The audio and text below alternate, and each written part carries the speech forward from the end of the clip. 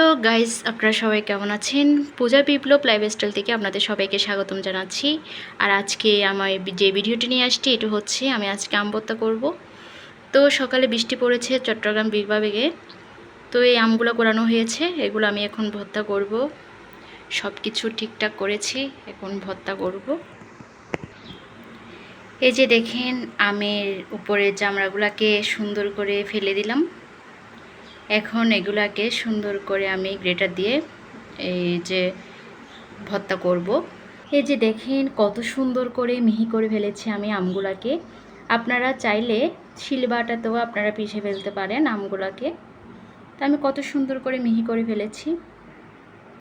এরপর এখানে দিব শুকনো লঙ্কা, আমি এখানে ভেজে রেখেছি, কারণ ঠান্ডা হয়ে গেলে এগুলো মচমচ হয়ে যায়।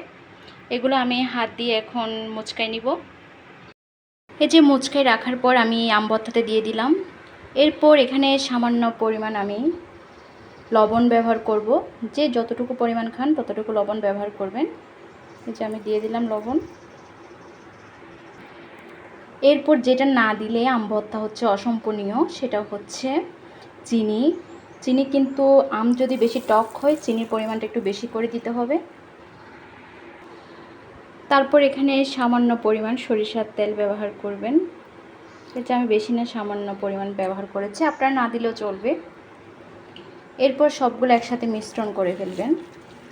আমি অবশ্যই হাত দিয়ে মিশ্রণ করছি, কারণ আম ভর্তা হাত দিয়ে মিশ্রণ না করলে ভালো লাগে না, এটা একটা আলাদা টেস্ট লাগে।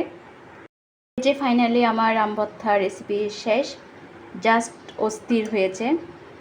আপনারা চাইলে এভাবে করতে পারেন হাত দিয়ে।